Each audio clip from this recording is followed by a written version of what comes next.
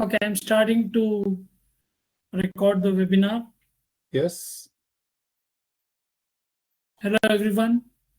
In the interest of time, let's start the webinar since myself, the organizer, Nitin Bause, and Hirotaka-san, who is the expert from Japan.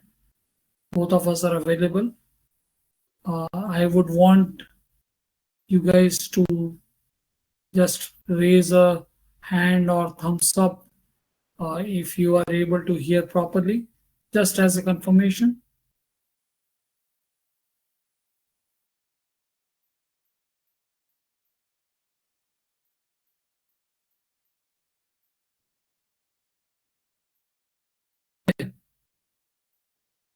That's good. And now I'm going to share my screen, which is the presentation for today. And then I'll ask Hirotaka-san to take it further.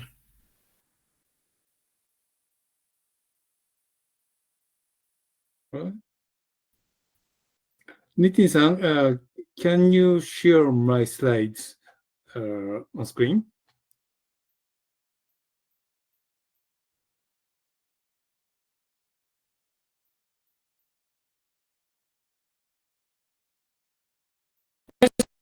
Hirotaka-san, please. Nitin-san, is it possible to share my slide from your side?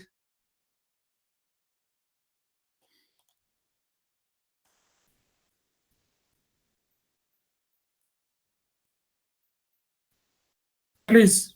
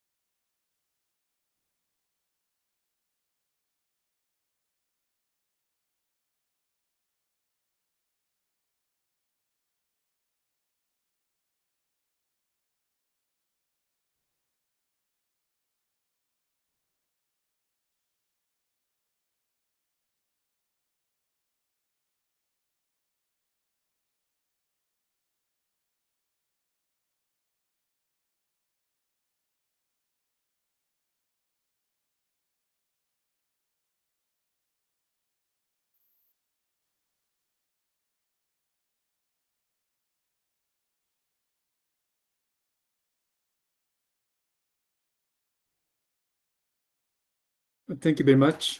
Okay, sorry for waiting.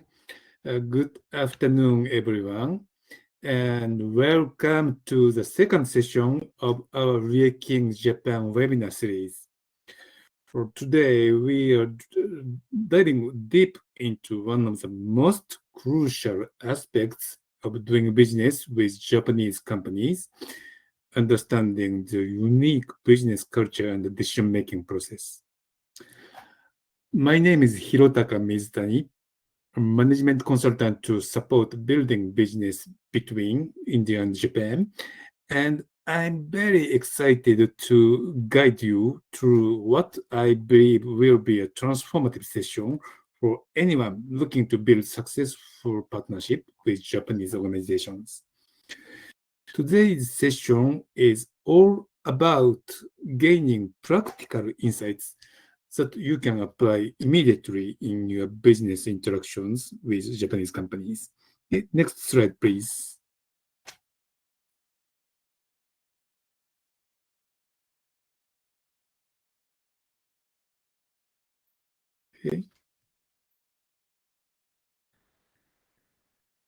Okay. Before we jump into today's content, let's quickly recap what we covered in our first session, session one. We explored Japan's position as the world's third largest economy after the United States and China, and examined the key traits that define Japanese consumers, particularly their emphasis on quality, consciousness, and strong brand loyalty. We also delved into India-Japan economic relations, identifying the main industries driving bilateral trade and investment. We highlighted significant opportunities in IT services, manufacturing partnerships, and infrastructure development, sectors where many of you are likely already engaged or are considering entry into Japan. This foundation helps us understand not just the what of the Japanese market, but sets us up perfectly for today's focus on the how. How to navigate the cultural landscape that shapes every business interaction in Japan. Next, please.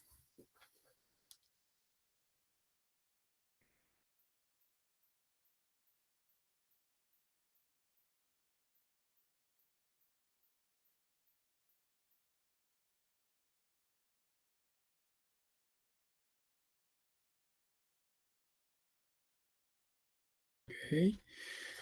So what exactly we are focusing on today? Our topic is Japanese business culture and decision-making processes. But now, you might be thinking, why dedicate an entire session to culture? Or is it really important? Here is why. Understanding these cultural nuances is just nice to have knowledge. It's absolutely essential for effective collaboration with Japanese companies. Our goal today is straightforward: to equip you with practical insights and actionable strategies that will help you bridge cultural gaps and build truly productive business relationships. We are not just going to talk theory, we are going to give you tools you can use starting from your very next interaction with Japanese partners. From tomorrow. Next, please.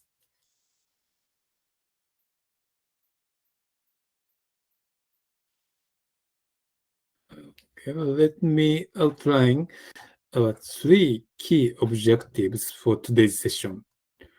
First, we will understand Japanese business culture from the ground up, exploring the background and key characteristics that shape every business interaction in Japan. Second, we will dive deep into consensus building processes, particularly something called nemawashi in Japanese, which is absolutely critical for successful negotiations and project implementations with Japanese companies. Third, and this is perhaps most practically valuable, we will directly compare Indian and Japanese business practices. This isn't about saying one approach is better than another. It's about understanding the differences so you can develop effective strategies to navigate them and turn potential friction points into competitive advantages. Next, please.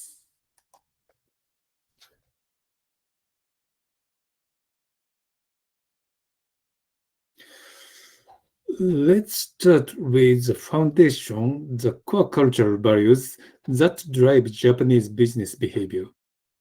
There are three fundamental values you need to understand: harmony, rule adherence, and long-term relationships. Harmony, what we are calling wa in Japanese, means that group cohesion consistently takes precedence over individual interests. This isn't just a nice philosophy, it actively shapes how decisions are made, how conflicts are resolved, and how success is measured. Rule adherence encompasses both official company policies and unspoken social rules. Japanese organizations operate within complex frameworks of those explicit and implicit guidelines that govern behavior. Long-term relationships focus on trust building over short-term gains. Japanese companies typically prioritize stability and predictability, highly valuing partners who demonstrate genuine commitment to long-term collaboration rather than those seeking quick profits. These aren't just culturally interesting facts. These values permeate every aspect of Japanese business culture and directly impact how you should approach partnerships, negotiations, and day-to-day interactions with Japanese companies. Next, please.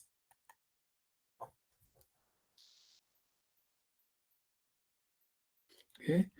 Now let's talk about communication. And this is where many international partnerships face their first real challenges.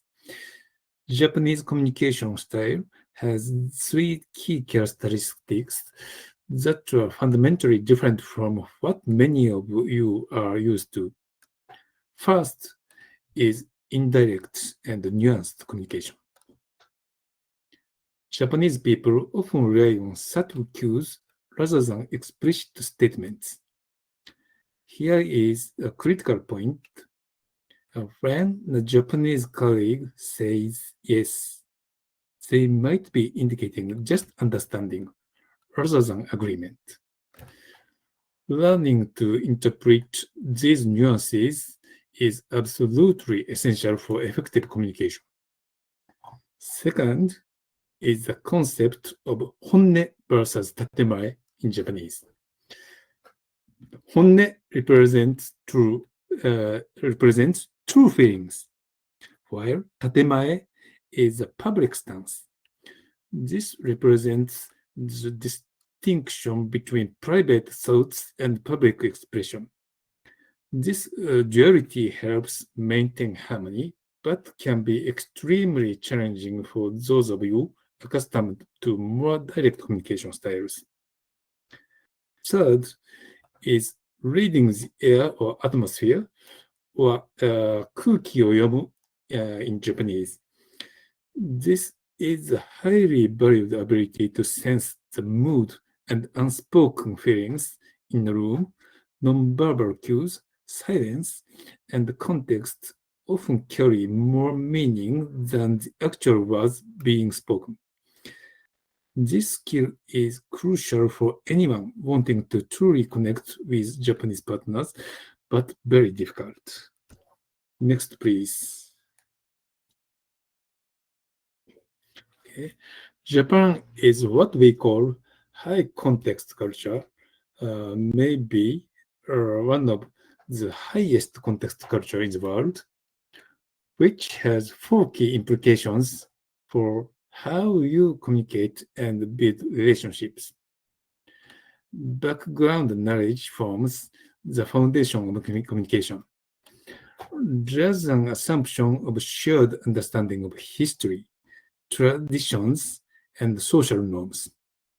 This means that much of what's communicated relies on this shared context rather than explicit explanation.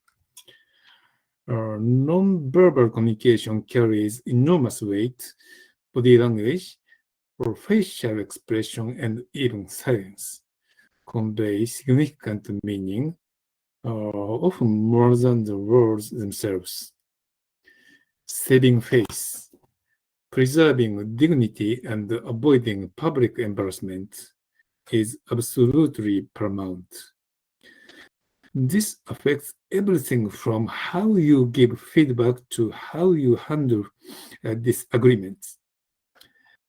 Group harmony consistently takes precedence over individual expression. Maintaining positive relationships is more important than making your individual point or winning an argument. This contrasts sharply with low context cultures where information is explicitly stated and less dependent on shared context. Understanding this difference is very crucial for avoiding miscommunication and building trust. Next, please. Let's move into decision making, and this is where understanding Japanese culture becomes absolutely crucial for business success. Japanese style decision making has four key characteristics. Please remember. First is the bottom up approach. Ideas typically flow from the operational level to managers, then to top management through what's called the Ringi system. This is often completely opposite to what many international companies expect. Second, it's a time-intensive process. Thorough consultation and consensus building requires significant time investment upfront. Many international partners getting very frustrated here, but understanding why this happens helps you plan accordingly. Third, there is a strong commitment to decisions. Once a decision is made through this process, it's unlikely to change and implementation proceeds remarkably smoothly. The time invested upfront pays dividends during execution. Fourth is collective responsibility. The group shares both credit for success and responsibility for failure. The shared accountability is why the consensus building process is so thorough and important. Everyone needs to be genuinely on board for every project. Next, please.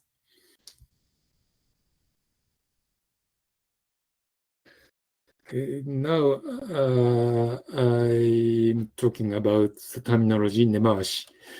Okay, now let me introduce you to one of the most important concepts for working with Japanese companies.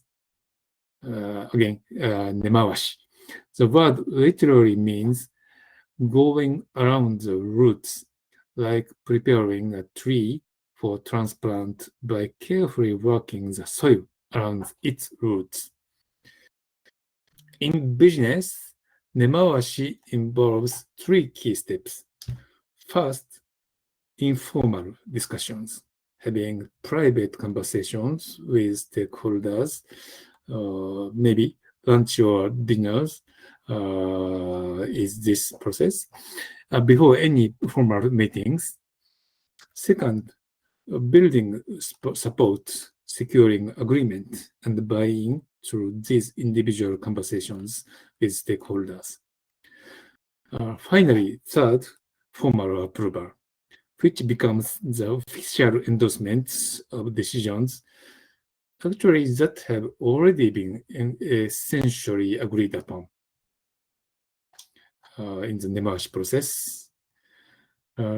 For Indian companies accustomed to top-down decision-making, this process may seem unnecessarily time-consuming. However, I cannot overemphasize how essential understanding and respecting this process is for successful collaboration with Japanese partners. Fighting against nemawashi is like swimming against a very strong current. It's exhausting and ultimately counterproductive. Next, please.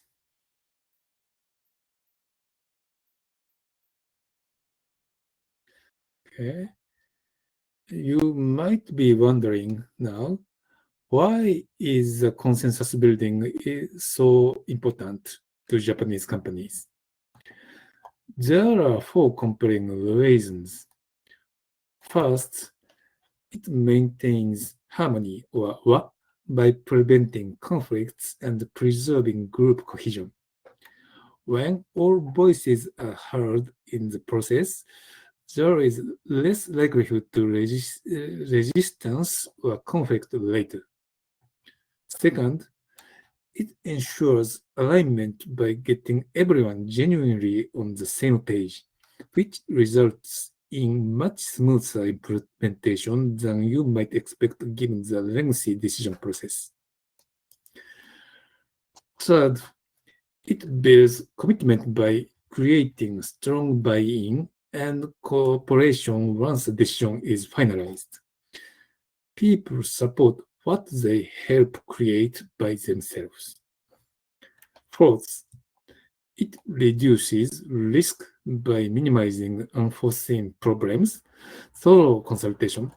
Many potential issues are identified and addressed before they become real problems. Here is a key insight. While consensus building requires significant time investment upfront, it typically results in faster and more effective implementation than top-down approaches.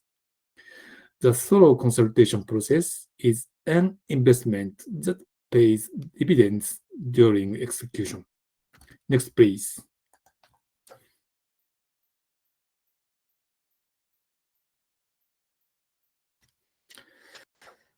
Let's now directly compare Indian and Japanese approaches to decision-making speed, because understanding this difference can save you significant frustration and help you adjust your expectations appropriately. Please think your experiences with Japanese companies if you have. The Indian approach typically follows a more top-down model. Leaders make decisions quickly, and the organization adapts as implementation proceeds. This approach values speed and flexibility, allowing for course corrections. As new information emerges, you can make quick decisions, implement flexibly, and adapt to changing circumstances. But the Japanese approach employs a bottom-up consensus model. While initial decision-making takes significantly longer and slower, implementation proceeds remarkably smoothly once consensus is reached. Or changes to agreed-upon plans are very rare and often viewed as disruptive to the harmony that's being carefully built. Neither approach, India and Japan, is inherently better. Just optimized just difference, values, and outcomes. Understanding this difference helps you adjust your timeline, expectations, and communication approach when working with Japanese partners. Japanese side as well, vice versa. Another critical difference, next please. Another critical difference lies in risk tolerance approach, which significantly impacts how partnerships develop and how projects are managed. Indian risk approach generally demonstrates higher risk tolerance. Indian companies often embrace uncertainty as an opportunity for innovation and growth. This entrepreneurial spirit allows for rapid adaptation to changing market conditions and emerging opportunities. You are comfortable with higher risk tolerance, maintain an entrepreneurial mindset, and can adapt with agility. Japanese risk approach is different, tends to be more risk averse. Japanese companies, mainly big companies, prioritize stability and predictability, investing significant resources in risk assessment and mitigation. This cautious approach stems from cultural values emphasizing harmony and long-term sustainability. Understanding this difference is crucial when proposing new initiatives or suggesting changes to existing processes. What might seem like exciting innovation to an Indian team might appear as unnecessary risk to a Japanese partner. The key is learning to present new ideas in ways that address Japanese concerns about stability and predictability. Please understand the difference of risk tolerance. Okay, next, please. Okay, finally, let's compare communication styles directly, because this is often where the most immediate friction occurs in Indian-Japanese partnerships. Indian communication in business settings tends to be more direct and expressive. Opinions and disagreements may be openly stated during meetings. This straightforward approach values clarity and efficiency, but it may sometimes appear too forthright to Japanese counterparts who are accustomed to more indirect communication. Japanese communication is typically more indirect and nuanced. Disagreements are often expressed subtly or addressed privately to preserve harmony. This approach prioritizes relationship maintenance but may seem ambiguous to those accustomed to more direct communication.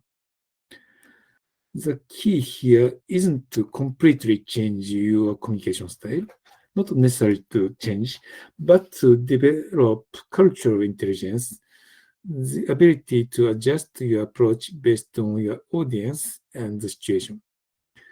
This flexibility in communication style often becomes a competitive advantage for companies that master it. Next, please. Now, let's talk about something absolutely fundamental to success with Japanese partners: building trust. Trust forms the foundation of successful business relationships in Japan, and Japanese companies often view partnerships as long-term commitments that extend far beyond individual transactions. There are four key elements to building this trust. 4 C's. First C is consistency, demonstrating reliability through consistent behavior and delivery. This means doing what you say you'll do when you say you'll do it every single time. Second C is communication, maintaining regular updates and transparent information sharing. This goes beyond just reporting problems. It includes proactive communication about progress, potential issues, and opportunities. Third C is commitment, showing long-term dedication to the relationship beyond just individual transactions. Japanese partners want to know you are in it for the long haul. Finally, fourth C is consideration, respecting Japanese customs and business etiquette. This shows that you value the relationship enough to invest in understanding their way to doing things. Building this trust requires patience and consistent demonstration of reliability, respect, and commitment. But once established, it becomes an incredibly strong foundation and successful long-term partnership with Japanese companies. Next, please. Let me introduce you to a fundamental communication practice in Japanese business culture called horenso. Every business person learn it from their business career start. Forenso represents three critical communication behaviors that can significantly improve your relationships with Japanese partners. Forenso originally means a popular vegetable in Japan. First one, 報告. 報告 means regularly reporting progress, results, and status updates to all relevant stakeholders. Japanese partners expect thorough and frequent reporting even when there are no significant changes. This might seem excessive, but it demonstrates reliability and prevents surprises. Then, 連絡 means inform, proactively sharing information that might affect the project or relationship. This includes potential delays, changes, circumstances, or new opportunities that arise. The keyword here is proactive. Never wait to be asked. So is sodan. It means consult, seeking advice and input before making decisions that impact the partnership. This demonstrates respect for your Japanese counterparts' expertise and reinforces the collaborative nature of the relationship. Adapting Horenso helps build trust and ensures alignment between partners. It's particularly important when working remotely or across different time zones, where the potential for misunderstanding and miscommunication is higher. Next, please. Let me share a real-world case study that illustrates many of the concepts we've discussed before. An Indian IT company and a Japanese manufacturer experienced significant friction during their initial project meeting. The challenge was that the Indian team presented a very high-level project outline, expecting to work out details during implementation, a very typical Indian approach. But, however, the Japanese team appeared very hesitant and asked numerous detailed questions that the Indian team wasn't prepared to answer immediately. So Japanese companies generally stick to details from the first stage. The cultural gap was very clear.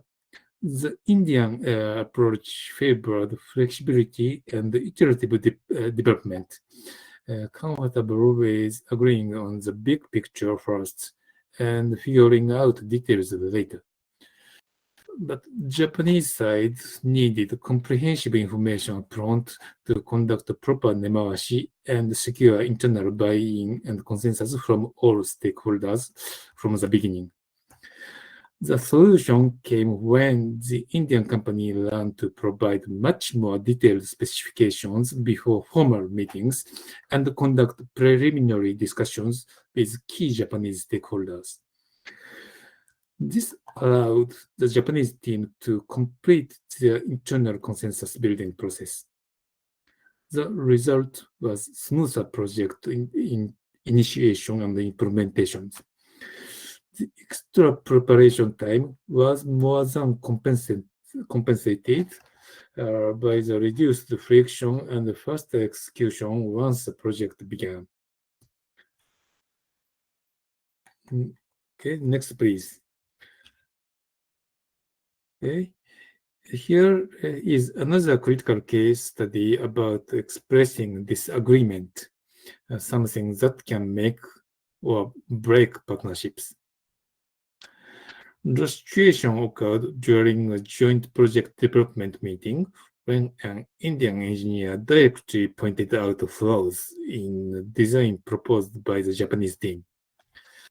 The meeting atmosphere became noticeably tense, and the Japanese participation decreased significantly.